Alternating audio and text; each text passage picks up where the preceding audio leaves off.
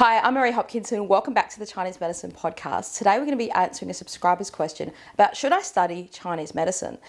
Should I get into that career? Is it a good career to get into, Marie? So I'm going to do my best to answer the question. If you're new to the channel, don't forget to subscribe on YouTube and let's get into the video. So this is from Rock and Roberta, and he says, "Hi, thanks for this video. I'm thinking about becoming an acupuncturist. The town that I live in is very small. The only opportunity to work is if you start your own practice. School is very expensive. It would take me 20 years to pay off the loan. Do you make a good living? Is it worth it? I'm 45 years old and I need to take the plunge soon. Thanks." So I guess there's a few ways to answer this question. My next question to you and anyone else watching this video, anyone else considering a career in Chinese medicine would be, well, what's the alternative for you? Like, do you really enjoy what you're doing right now? Why are you intrigued or attracted to Chinese medicine or acupuncture or Chinese herbs? Is it something that you can't let go of and you've just got to do it anyway? You know, and like there's always this weighing up between I'm going to follow my passion and I'm going to follow, do I follow the passion? Do I follow the money? And hopefully both of those things can coincide together. And I really believe that if you are doing something because you enjoy doing it, then you'll find a way to make it work. You'll find a way to pay off that debt. You'll find a way to get through the study. You'll find a way to make the business work of it. But I'm going to answer this question in a number of ways. So I'm going to give you a couple of my thoughts and my ideas about it, and also what I think about the industry as well, like where it sits in that and where the opportunities are. So yes, school is very expensive. Like, we want to acknowledge that. And it's like, I think it's exorbitantly expensive. But I mean, where I live in Australia, the inflation has gone up massively, like so massively. Here's an example of inflation that I just thought of myself the other day. So I went to a Chinese food shop, like a supermarket, right? And I bought some sesame oil, and I was like, well, this sesame oil seems very expensive for 500 litres of 500 mils, not litres. That's a lot of sesame oil, Marie. What are you doing with all that sesame oil? For this 500 mils of sesame oil, it was like 15 Australian dollars, right, for this thing. And I was like, and that was the average price. There was 2 or 3 brands there and they're all the same price. I was like, why is sesame oil so expensive? Surely, like, I haven't bought it for a long time, and I bought it home, and lo and behold, I've had some sesame oil in the cupboard that I'd bought from when I lived at my previous house. So this was probably, I would have bought this like 6 or 7 years ago, and it was still a brand new one. It wasn't even opened, right? It had the price on it. It was $7.99. So it was half the price. Things have gone up, like prices of things have gone up astronomically, and studying and student debt and things like that has also increased, right? So yeah, so I think the second question to ask yourself is why are you drawn to it? Is it just like, oh, I want to study some kind of medicine and Chinese medicine seems like a legitimate one or the best one, or are you really attracted to like, do you love acupuncture? Are you really intrigued by it so much that you're like, I want to use this to help other people? Lots of students that I've taught have had their own journey in Chinese medicine themselves. Like, they've been treated by acupuncture or herbs, and they found that to make sense to them, or they found that it helped them in their personal health, and then they wanted to become a practitioner of it. And so age doesn't seem to necessarily matter in that way. It's a passion for you. It's something that you really want to do. And I would say, like, if that's you, if that's the reason why you're thinking of it, well, like, it's never going to leave you, and you're probably not going to be satisfied unless you do that. Now, could you be satisfied doing another medicine? Maybe. To answer your question, so this subscriber says that he's 45 and he's worried about, should I get into this profession now? Is that a good idea to do that? Or and given the cost of the time of doing the course, but also the cost of the course being very expensive. One of the issues that you might not have thought about is when you're older, you have these benefits that you don't have to when you're younger. Now, there's also downsides. Now, some people find it very hard to study when they're older than they would have when they're younger. So if you've done other degrees, that you might think, just the way I study, the way information kind of seeps in and you retain information might be harder when you're older than when you're younger. But one benefit is you know yourself better. You know the way that you learn. You know why you procrastinate. You're older and wiser, right? You're not going out, hopefully, at 45, getting on the piss every night and doing party time and, those typical college or university type of things that, tend to waste time and energy. Ain't nobody got time for that. Right? And the other thing is, when you graduate as an older person, most patients don't ask you, how long have you been doing this? They just assume you've been doing it a long time, right? So when I first graduated, I was 21 and I was very young, and people used to think I was the receptionist, and it was very hard for me to get the trust with older people. It took a long time, and I'm just naturally a confident person, so I kind of just, well, I don't care about that. I'm just like, well, I've done my degree and you've come to see me. So, you know, and I used to put my photo on my ads, so that you used to put ads in the paper back then, and then when you have social media, people can see who you are. So that was my way of kind of like saying, hey, you can see how old I am by my photo. If you don't like it, don't come and see me. Because I'd have some people come in and think, oh, are you the receptionist? Like, where's the real practitioner? And I think part of it is also, once you've treated that person, they can see that you're confident. They can see the results almost straight away. Or they can at least understand, like if you have a little conversation back with them after you've had the consultation, they're like, oh, okay, you know what you're talking about. Now, I wasn't as articulate as I am now, certainly not. And doing this YouTube channel has really helped me over the years get better and better. And not just doing this YouTube channel, but teaching Chinese medicine has helped me get better and better at explaining things at a layperson level, like at a patient level. And everyone has their own special skills, right, that you bring to the table before you do Chinese medicine. So what I'm getting at is, I don't think I really had any of those special skills when I was like 17, when I started studying it, right? Because what do you know? Like nothing. I was learning as I went along. Whereas if you're 45 and you're coming to it, you've got a lot of skills that are going to benefit you as a practitioner, like ways to talk to patients, ways to, you know, you understand how to talk to people. And I don't know what other careers you've had before that, but that all makes a difference. That all helps, right? It's like I've started new businesses, you know, in the last 2 or 3 years, and they've worked quicker than the businesses I started when I was like 21. Let's say, because I didn't know what I was doing when I was 21. Now, this might be a different business in a different industry, but it's working better, not because it's a different industry necessarily, it's because I've done that before, but I've done it in a different way. And it's the same as for you. I'm sure that there's other things you've done, even things you've done where you're like, I don't want to do it like that again. You understand maybe how to talk to people, how to, you know, understand, you know, you might have a passion for, you know, helping people in some way. Just these kinds of things. What I'm getting at is you're going to bring other things to the table that people who are younger won't have. And that can be a massive help. Like I've seen students, I've done a lot of supervision of like clinical supervision. So what that means is students do their theoretical training in the school, and then they have like a theoretical clinic where real patients come in and they have to take the consultation, talk to the patients, take their pulse, look at their tongue, all that kind of stuff, make a diagnosis. Now, they're under supervision of another practitioner, right? So someone like me might sit in the room and watch them do that. And I've noticed that students that are older, even though they've had the same amount of Chinese medicine training as someone who's younger, tend to have a lot better, they pick up much more quicker how to talk to people, because they've just been talking to people for longer. They've just been on the earth for longer. And they might have had some kids, or they might have had some relationships, or they might have had, you know, customer service jobs or things like that. Now, I'm not saying if you're young, if you're watching this and you're not Rock and Roberta, you're somebody else, that's fine. And maybe you're thinking, oh, but I'm a young person. Look, I did Chinese medicine straight out of high school. I didn't know what I was doing, and I learned it pretty quick. I don't know what country you're in, but in Australia, one of the issues for graduates and existing practitioners, people like myself now, is we have a very restrictive registration system about what we can and can't say in an advertising way, right? And so it makes it really hard for new graduates to get patients, depending on where they are and what area they're in.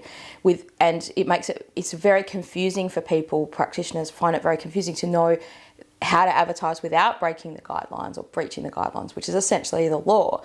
So if you're in Australia, I would say, like, you know, maybe reconsider, because it's hard right now. Now that may change, but I still wouldn't, like, if it was me and I was doing it now, no one would persuade me otherwise to do it, because I had it in my mind that was something I should do, and I was, you know, going to do it. I think when I started studying Chinese medicine, I wasn't like, oh, I have to do Chinese medicine. I started into it going, this looks cool, let's give it a go, see what it is. But within 2 or 3 months of doing it, I was definitely sure that this was right for me. Like, I was sure. And at that time, there was no YouTubes, there was no other Maries I could watch, or anything else that I could watch to kind of get me excited about it. It was just simply by chance that I came across it, I think, in a way. And I have made another video about how I got into Chinese medicine on this channel somewhere. Every school is going to be expensive, no matter if you study Chinese medicine or you just study an arts degree or any kind of degree these days, like anything. There's no way around that. It's just a thing about education. And look, there's lots of people that don't even care about paying off their loan, depending on where they live. They just assume that they're going to always have that loan. And they might have found a way that they don't have to pay it off because depending on where you live. So in Australia, let's say if you start a business and you have student debt, you don't necessarily have to use that business income to pay off that student debt, because your business might earn a certain amount of money, but your personal income might be lower. So that's one way of getting around it. Now, I'm not trying to say you should rot the tax system, but especially in the first 3 to 5 years, you might not make enough money to earn a personal income that's high, but your business can still pay a lot of expense that you need to live. Like, you might buy a car that you need to use for your business, or you might have, really great toys that you can use, like phones and laptops and computers and lifestyle kinds of things that can be really useful for you. So look, my very first teacher in Chinese medicine once said to me when I was studying it, when I was studying it, I think, was, don't get into Chinese medicine for the money. There's no money in Chinese medicine. And him and his partner made their money in the stock market, and they made money by having a herbal medicine company and things like that, as well as their practice. Now, they were very successful in their practice, like in their clinic.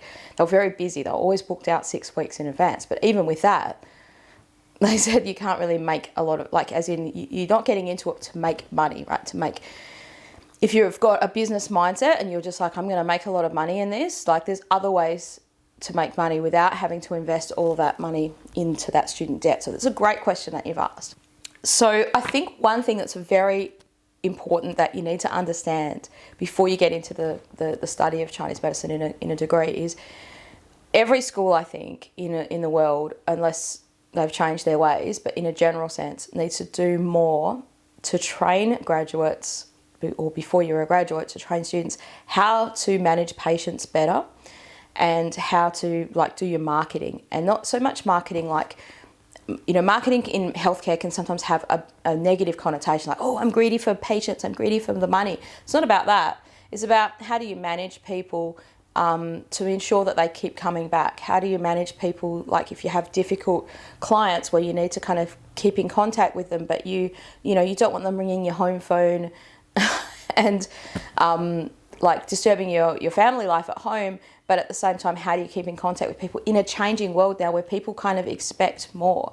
How do you keep those demands? Like, how do you manage that kind of aspect of it? And also, how do you get new patients to come and see you? How do you do those marketing things that works for you? Like, what are different options that people can do? Particularly for acupuncture, it's something where you need to kind of have a conversation with the patient at the start of the treatment. Say, this is how many treatments you'll need. In the best knowledge of what I know, like in my experience. And when you're a new graduate, it's hard because you don't have a lot of experience. So you're kind of basing it off of other experience that you've done in your student clinic or teachers that you've worked with. For me, it was more about, like, when I went to China and I had that experience of working in a hospital there, I'd seen a lot more treatments done in 3 months than I had seen in my whole time of doing the student clinic, because there's just so many people and there's so many patients and they just squeeze them all in. And you're not just looking at one doctor at a time. You're kind of, in the acupuncture wards, sometimes there's 3 or 4 doctors working at once. So you are kind of following one doctor, like in China where you're doing that. Now, I don't know what's going to happen with that, particularly now, like obviously 2021. I don't think students are going to China to learn Chinese medicine now. They could do, like if they applied to the government and they applied to go there. It's not like China's blocking people from entering, but people are scared to kind of sometimes leave their country, because then what if they can't come back, right? So, I get that. It's hard to travel right now, right? it's just a hard year.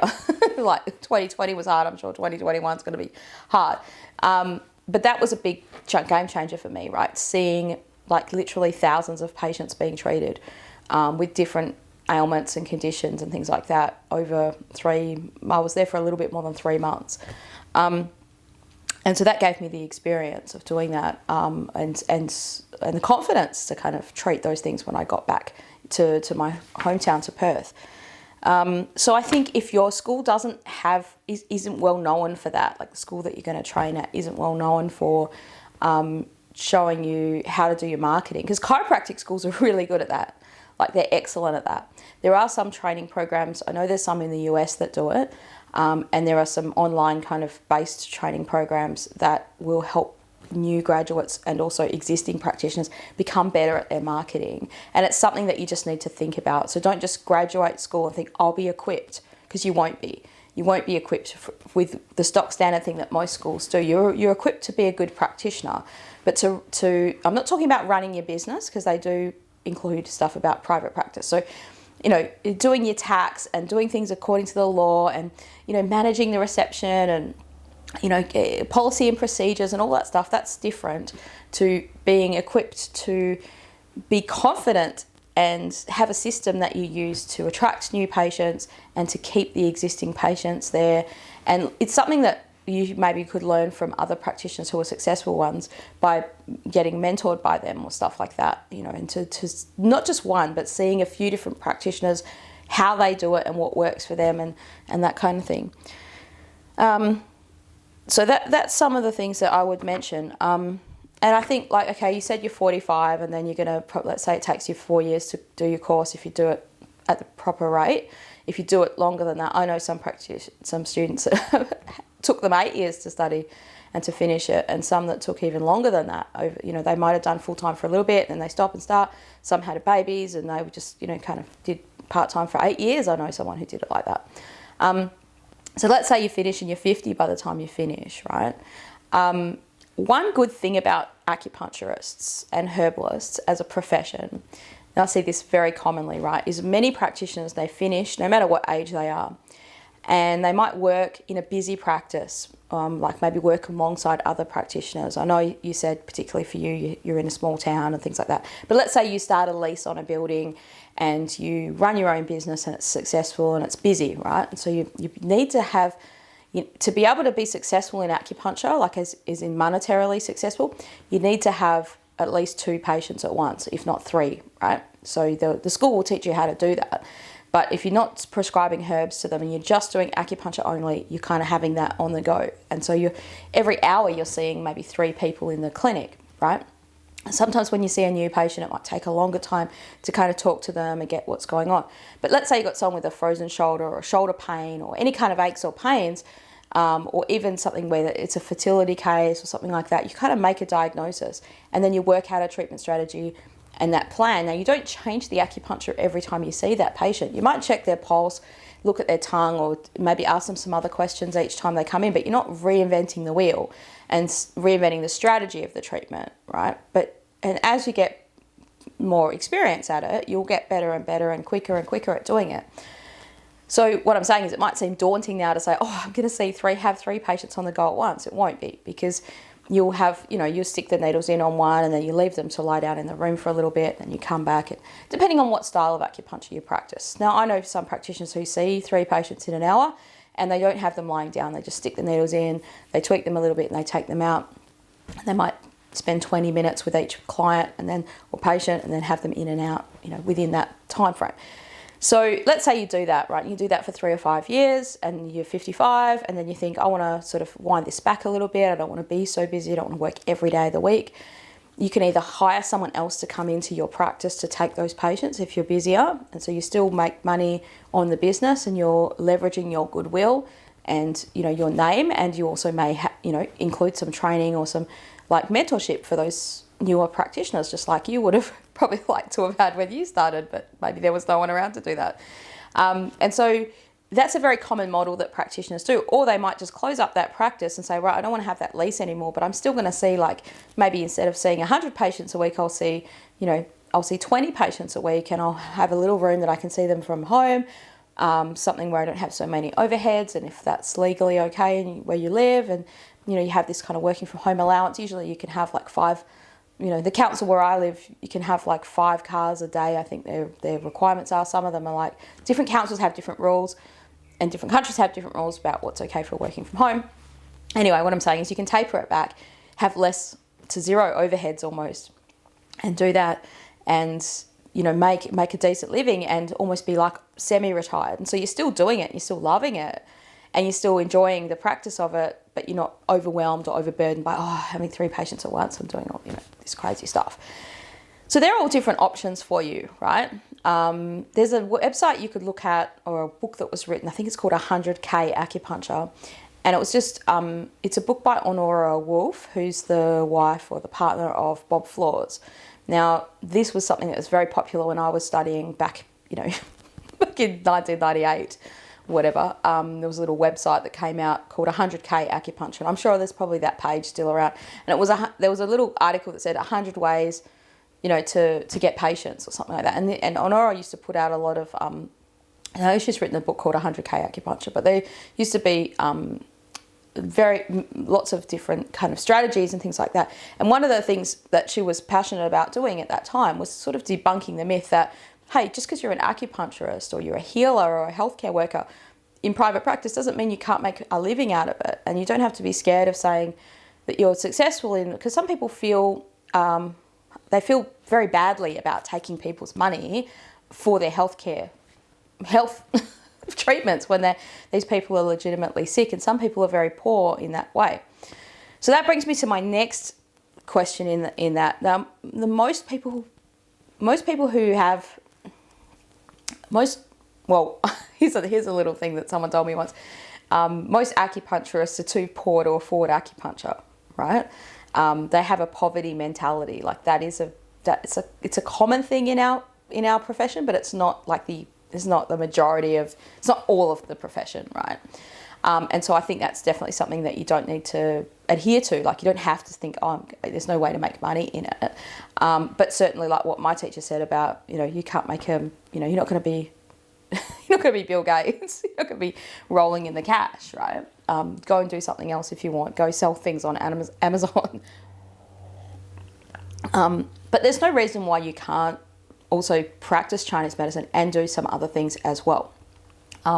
I've noticed a trend in when I was, like, lots of people that study Chinese medicine actually don't go into the profession, right? A lot of, for different reasons, right? Especially for a lot of women that I know who've done it. They probably went and had kids, and so they might have stopped and started their professional career a little bit.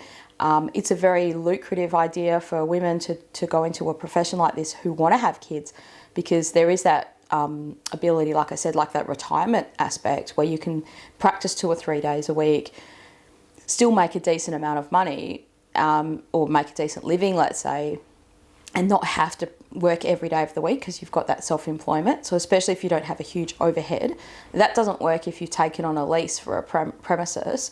You probably would have to work every day, or hire someone to work on the other days so that you're not wasting money on the lease of the premises. So that would be one of my things to say to you.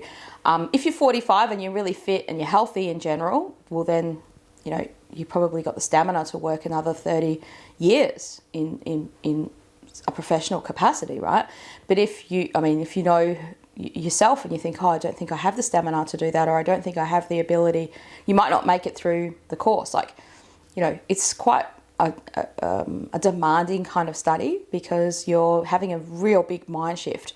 Now, some people love that because they're ready for it. And some people get into Chinese medicine and they think, I didn't know this was, like, I had a student once who was about 60, and he was almost like a retired, well, he wasn't retired, but he was semi-retired chiropractor. So he was one of these people that had a very successful career, and then he thought, in the latter part of my career, I'm going to learn acupuncture, right? And he quit the course after 3 or 4 months because he said something like, I didn't know Chinese was going to be part of acupuncture. I said to him, what? Like, so you didn't know Chinese was going to be part of Chinese medicine.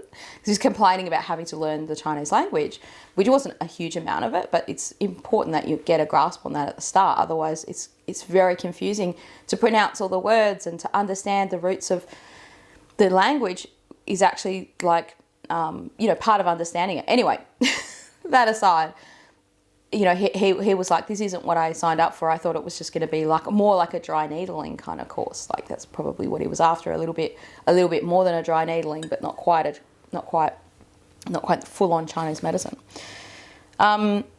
So can you make a living doing acupuncture? Is it a I'm sorry I haven't given you a yes or no answer. Should you do it? I can't tell you what you should do with your life. But I think it's a worthwhile career to get into. I think it's very rewarding. The majority of people that come in to my place, to my practice, walk out feeling better, like the majority. Now, there are days where it's hard, like any other business. You have people that are difficult or hard to deal with, people that ask a lot of questions and you don't have the answers for them, let's say, when you're first starting. That could be hard. Or it can be... like some people find it very draining is what I'm saying, because you just get draining people. Now they get that in all kind of healthcare businesses anyway. But there's so many rewards to it. Now I don't think you get that in Western medicine, where people come in and they say, oh, I've got this or that. Like you can't give them this instant fix. Even with Chinese herbs, they might find something shifts or changes within taking the herbs, but they're not taking the herbs in the practice usually. So what I'm saying is, you see people like come in. Sometimes I've seen people that can't walk properly because their back is so sore, and then they're able to like walk better, and they've got less pain. Acupuncture is one of the few healthcare modalities where you're giving the patient the treatment straight away, and the treatment has the ability to have an instantaneous effect for some things. Now, it doesn't always, but that's a very rewarding kind of job where the majority of people are happy. To the point where sometimes I'll be like, I'd have so many happy people that when you do have an unhappy person, you feel like, oh, well, no, what's going on here? Like, have I done something wrong? What's happened? Why hasn't this worked? It can be very daunting to kind of be faced with that when you have so consistently people feel better. And that's very rewarding for you as a person, right? It's good to come home at the end of the day and know you've made a difference in people's lives. And there's so many different avenues that you can get into with acupuncture. Like you can specialize or, be sort of go into particular areas of things that, you can choose that yourself. So you can choose that, look, I want to see lots of patients that have aches and pains only. I want to see lots of mental health kind of patients. I want to see more patients that have fertility stuff. You just advertise towards those types of cases. So your general degree in acupuncture will give you the ability to do that. Now, you haven't really asked about Chinese herbs. If your course gives you the option to learn herbs, I would say do it, definitely. Even if it's an extra 1 year, do the herbs, because herbs gives you options later on. Now, your course may not be enough in Chinese herbs, let's say, to feel the super confidence in it. You might feel more confident in herbs than you feel in acupuncture or vice versa. But if you've got the ability to learn both at the same time, I would suggest to do it, because financially you can make a better income doing that. And then you've also got options to give patients. So I have some patients that don't want acupuncture. They just want a herbs consultation. I have some patients that don't want herbs. They just want an acupuncture consultation. And look, some schools also teach Chinese massage. They teach Tuina. I used to love Tuina. I used to love it so much. I don't do it very much anymore because I don't love it as much. And you change in passions, I think, over the time. And one of the things that makes Chinese medicine great as a profession is there's always more to learn. So if you're the kind of person that's like, you need a lot of stimulation, you need a lot of you have that love of learning, and I just love learning things and discovering things and understanding things with a new perspective. Well, Chinese medicine will never let you down. There's always more to learn. So Chinese medicine's a great profession for people who have a love of learning and enjoy being stimulated and being exposed to different ideas. And it kind of gives your brain a bit of a tweak, because you're kind of thinking about things in a different way, especially when you first start learning it. I remember it was like, oh, brain tilt. Like, this isn't how I was taught about how illness arises. This is germs and viruses and bacteria, and like it's none of that at the start. And you're kind of learning this different perspective, and then you learn the Western perspective, and then you kind of put these two things together. Well, to me, it was like, this just makes sense, and I couldn't get away from it. I couldn't stop. Kind of, that was it. I was addicted to the Chinese medicine train from then on in. So that would be one thing. Now, finally, I think what makes a difference, especially for you, Rock and Roberta, who's asked this question, saying you live in a small town and there's no other opportunities that you can see apart from being self-employed. One of the things that will make a huge difference, whether you're able to make a living out of it, whether you'll be successful in it, in making a living, would be how your rent is, like your lease, right? Your commercial rent for your property. Now, I know worldwide commercial leases are going down because they will be, and you can see that especially. So, but if you start studying this year, let's say, and you finish in 5 years' time, commercial leases will be probably, I would hope, half the price than what they are now. So that may make a big difference. But that's what can sometimes cause you to have, like, you can be very busy, but with a lot of bills. Now, that was my situation for many, many years. I was kind of, at the start of my business, I was in a good lease situation, right, where I had negotiated a long lease and the rents went up, but my lease was the same because that's how you negotiate it. So that was good. But then the second lease that I had, when I negotiated, rents were fairly high, but they rapidly declined as the economy kind of declined, but I was stuck in a higher lease. So by the end of my lease, when I was looking for a new premises, it was like a third less than what I was paying was kind of the going rate. And so I was paying a third more than the going rate. And it was really causing my business to kind of struggle at that point. So that's something where like your business acumen kind of comes into it. And you can't predict what's going to happen necessarily with the economy, whether rents are going to go up or rents are going to go down. And sometimes it could be a worldwide economy, it could be doing something else, and then you can live in a place where you might have a bubble economy because, you know, there's some reason why everyone wants to live in that town, and so rents are expensive. Leasing rooms off of other people where you don't have all the overheads yourself, that can make a big difference. So all these things are part of it in that idea of being successful. But I would say, look, if you love the idea of Chinese medicine and it's not leaving you, you're thinking about it, you're dreaming about it, there's something drawing you to it, well, go and do it because you're probably not going to be satisfied any other way. If you really just want to make a lot of money and you're like, you know, I want to be rich, don't do Chinese medicine. Find something else, you know, that you can do. If you want a career where you've got the flexibility to work, you know, full-time, or you can work part-time, you can work from home, you could do it mobile, you could go to different people's homes or things like that. And you can have the flexibility to change, like, let's say, change specialties within that field very easily. Then acupuncture and Chinese medicine is good. It's generally fairly flexible in that way. It's just up to your own marketing to you know, attract different kinds of patients and then therefore kind of specialize in a particular area. Yeah, so I hope that this video has been useful and helpful to you. Well, I think Chinese medicine is a great profession in terms of it's very rewarding. And I've seen some practitioners do extremely well, like students do really well straight out of school. They've usually had a little bit of business acumen behind them. They've had other business experience, or they're just a bit more mature. So that's one of the benefits of being an older person going into it. I wouldn't think that that's necessarily a downside.